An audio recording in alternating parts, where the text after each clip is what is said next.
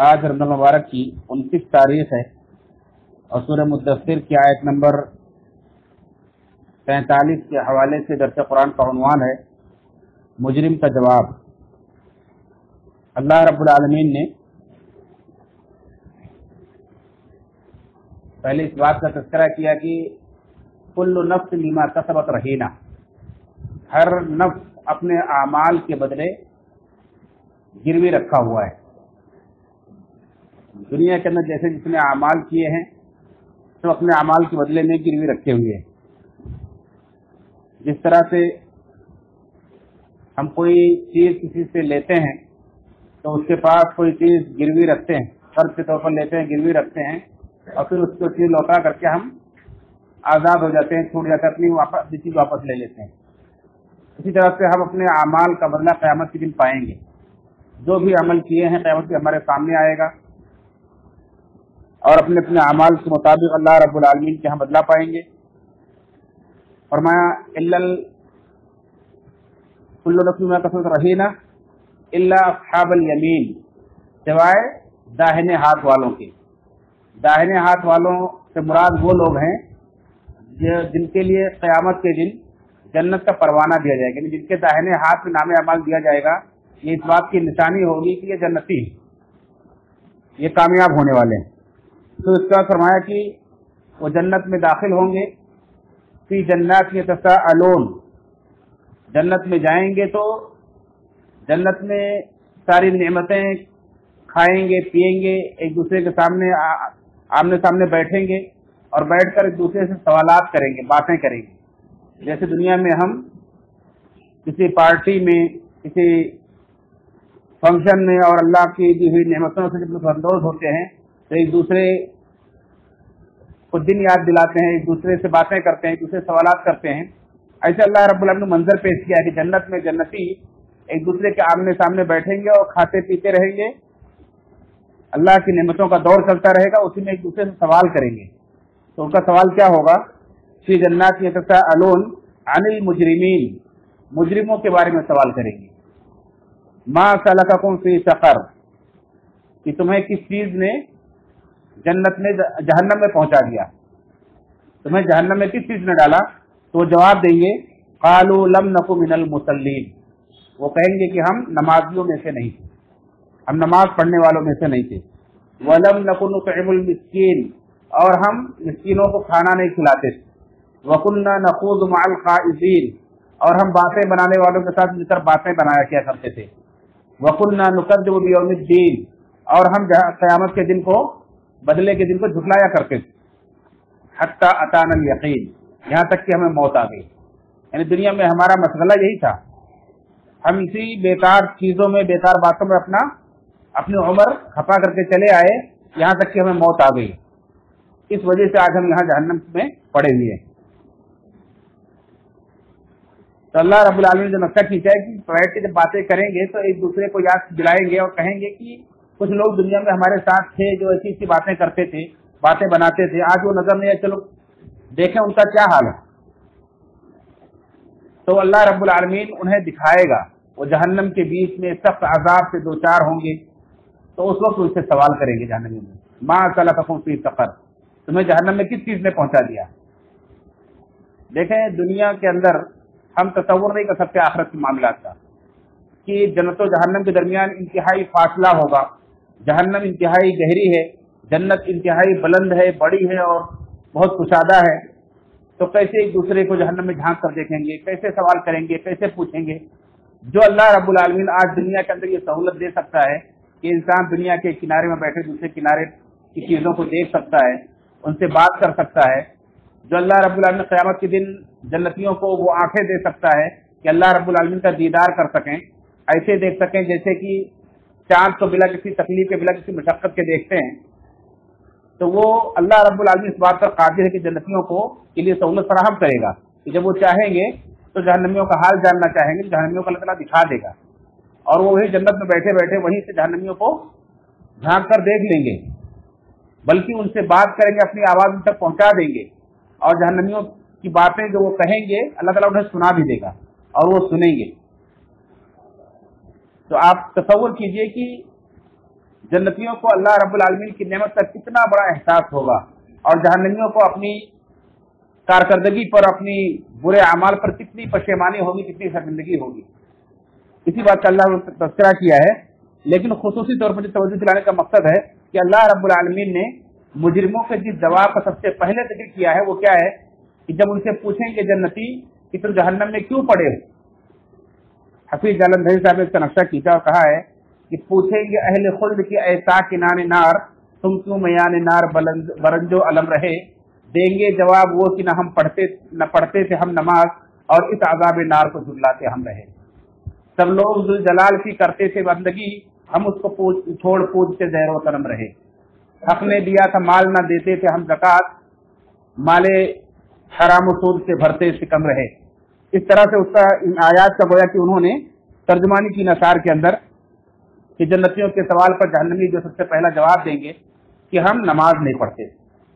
गोया कि नमाज अल्लाह रब्बुल आलमीन की कितनी अहम इबादत, नमाज का छोड़ना ये कितना संगीन जुर्म है कि जहन्नमी जहन्नम के अंदर इस बात को याद करेंगे।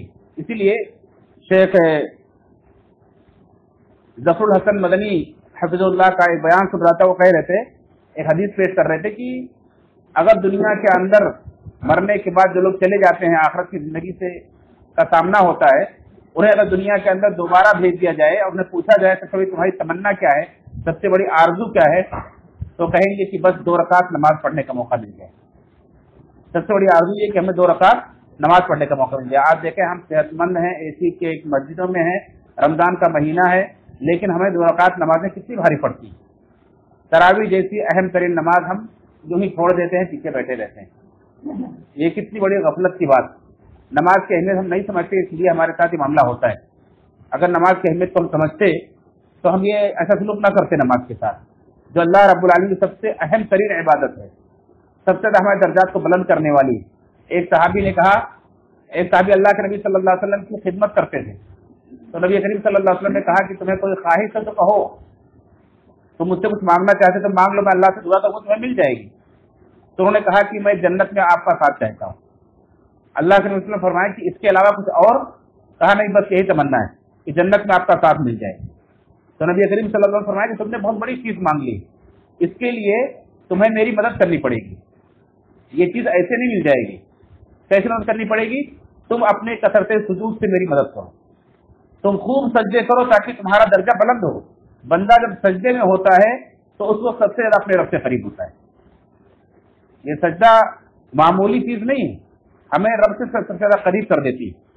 तो अल्लाह के नबी सल्लल्लाहु अलैहि वसल्लम ने सहाबी से कहा कि तुम खूब सजदे करो ताकि अल्लाह रब्बुल आलमीन से मैं सिफारिश करूं, दुआ भी करूं, तुम्हारे सजदे की वजह से तुम्हारे दर्जा जो बुलंद हो तो जन्नत में तुम्हें मेरा साथ मिल सके। तो ये नमाजें इतनी अहम है और नमाज के ताल्लुक से आप जानते हैं कि सबसे ज्यादा कुरान करीम के अंदर नमाज के लिए ताकीद की गई है। अल्लाह के नबी सल्लल्लाहु अलैहि वसल्लम की अहादीस में सबसे ज्यादा नमाज पर जोर दिया गया है और नमाज को किसी भी हाल में माफ नहीं किया गया। यहाँ तक कि मैदान जंग में भी अगर तीर और तलवार चल रही उस वक्त भी नमाज माफ नहीं किया गया। उस वक्त कहा गया है कि एक ही रकात नमाज पढ़ो, लेकिन पढ़ो। आधी फौज दुश्मन से मुकाबला करे, आधी फौज पीछे हटकर नमाज पढ़े, ऐसा सिखाया गया, लेकिन नमाज को माफ नहीं किया गया। कितनी अहम तरीन चीज है। पता ये चला कि ये हमारी जिंदगी के लिए, हमारे ईमान के लिए बहुत जरूरी है। दुनिया के अंदर भी अल्लाह की मदद हमें दिलाती है और आखिरत के अंदर भी हमारे दर्जा बुलंद करवाएगी।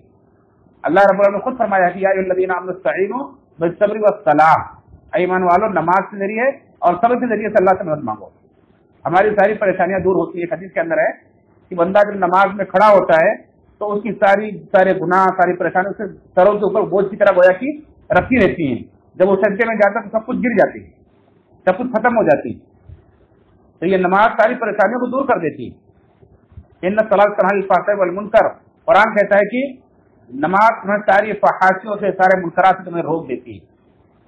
लेकिन हम नमाज को नमाज के तरीके से पढ़ें तो, इसलिए अल्लाह के रसूल सल्लल्लाहु अलैहि वसल्लम फरमाया कि जिस आदमी को देखो जो नमाज की पाबंदी करता है, सुबह शाम मस्जिद में आता है, तो उसके ईमान की गवाही दो।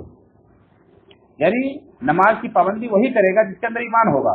इसका मतलब ये हुआ जो नमाज से गफलत बरतता है, नमाज की अहमियत को नहीं जानता है, उसकी पाबंदी नहीं करता है, उसके अंदर ईमान नहीं है। इसलिए अल्लाह के नबी सल्लल्लाहु अलैहि वसल्लम के सहाबा अल्लाह के नबी सल्लल्लाहु अलैहि वसल्लम से نماز کے علاوہ کسی اور الفاظ کسی اور عمل کے لیے یہ حکم ثابت یہ فتویٰ صادر نہیں ہوا ہے کہ من ترک الصلاۃ متعمدا فقد کفر. اتنا سخت فتویٰ اللہ کے نبی صلی اللہ علیہ وسلم نے کسی اور عمل پر نہیں دیا ہے. جس نے جان بوجھ کر نماز چھوڑ دی اس نے کفر کیا. صحابہ کہتے ہیں کہ عبداللہ بن شقیق رحمۃ اللہ علیہ تابعی کہتے ہیں کہ بہت سارے صحابہ سے میں ملا لیکن صحابہ کو میں نے دیکھا کہ نماز کے علاوہ کسی بھی عمل کے چھوڑنے کو کفر نہیں سمجھتے تھے لیکن نماز کے چھوڑنے پر کفر کا فتویٰ صادر کرتے کہ آدمی کافر ہو جاتا ہے. اسی لیے سعودی کے علماء علامہ ابن باز رحمۃ اللہ علیہ دیگر علماء کہتے ہیں کہ نماز کا چھوڑنے والا یہ کافر ہو جاتا ہے اسلام سے خارج ہو جاتا ہے. اگر وہ شادی شدہ تو اس کا اگر اس کی بیوی نمازی ہے تو اس کا نکاح ٹوٹ جاتا ہے دونوں کو الگ کر دینا چاہیے. اگر وہ مر جائے تو مسلمانوں کے قبرستانوں سے دفن نہیں کرنا چاہیے. اتنا سخت حکم ہے نماز کے تعلق سے. اور نماز کو ہم نے آج معمولی سمجھ لیا ہے کہ وقت ملے تو پڑھ لینا چاہیے نہیں تو کوئی بات نہیں ہماری مرضی آپ کہے دل لگے تو پڑھ لینا چاہیے ورنہ زبردستی نہیں. نماز یہ فرض ہے اور یہ بہت اہم ترین فریضہ ہے. اس لیے جب اللہ تعالیٰ نے فرمایا جب جہنمیوں سے پوچھیں گے ما سلککم فی سقر قالوا لم نکن من المصلین تو کہیں گے کہ ہم نماز پڑھنے والوں میں سے نہیں. اس لیے اس پر ہمیں بار بار غور کرنا چاہیے. حافظ ابن کثیر رحمۃ اللہ فرماتے ہیں کہ تفسیر ابن کثیر کے اندر اس کے آگے ایک جملہ اور ہے وَكُنَّا نَخُوضُ مَعَ الْخَائِضِينَ کہ ہم باتیں بنانے والوں کے ساتھ مل کر باتیں بنایا کیا کرتے تھے. اس کا مطلب یہ ہے کہ ہم ایسی باتیں کرتے تھے جس کا ہمیں علم نہیں تھا بغیر علم کے باتیں کیا کرتے تھے. ہم قتادہ رحمۃ اللہ علیہ فرماتے ہیں کہ جو بھی گمراہ ہوتا تھا ہم اس کے ساتھ مل کر گمراہ ہو جاتے تھے. تو ہر کسی کے پیچھے چل پڑنا بے علم کی باتیں کرنا یہ بھی جہنمیوں کی دلیل جہنمیوں کی نشانی. اور عبداللہ بن عمر رضی اللہ عنہ سے مروی ہے وہ فرماتے ہیں کہ اللہ کے رسول صلی اللہ علیہ وسلم نے فرمایا کہ مجھے حکم دیا گیا ہے کہ میں لوگوں سے اس وقت تک جنگ کروں جب تک کہ وہ لا الہ الا اللہ محمد رسول اللہ کی گواہی نہ دے دیں نماز نہ قائم کریں اور زکوٰۃ نہ ادا کریں. یعنی یہ تین عمل کریں گے تب ان سے جنگ روکی جائے گی. اگر وہ گواہی دیتے ہیں لیکن نماز قائم نہیں کرتے ہیں تو بھی جنگ کی جائے گی. اگر زکوٰۃ ادا نہیں کرتے تو بھی جنگ کی جائے گی. اگر یہ تینوں کام کریں گے تب ان سے جنگ روک دی جائے گی اور اس کے بعد ان کا حق سوائے اسلام کے حق کے اور ان کے اندر کا معاملہ اللہ کے حوالے کر دیا جائے گا کہ دل سے اندر سے مسلمان ہے کہ نہیں وہ اللہ رب العالمین جانے. لیکن ظاہر میں مسلمان ہونے کے لیے آدمی کے لیے تین چیزیں انتہائی ضروری ہیں. نہیں تو اگر یہ چیزیں نہیں پائی جاتی اس کے اندر تو ان سے جنگ کرنا جائے کہ آدمی کلمہ توحید کی لا الہ الا اللہ محمد رسول اللہ کی گواہی دے نماز قائم کرے زکوٰۃ ادا کرے. یہ صحیح بخاری کی روایت. اللہ رب العالمین سے دعا رب العالمین ہم سب کو نماز جیسی اہم عبادت کی اہمیت کو سمجھنے سے عطا فرمائے اور اس کی پابندی تو سے فرمائے. اللہ تعالیٰ ہم سب کو جہنمی ہونے سے بچائے اور جنتیوں میں داخلہ فرمائے. آمین تقبل یا رب العالمین.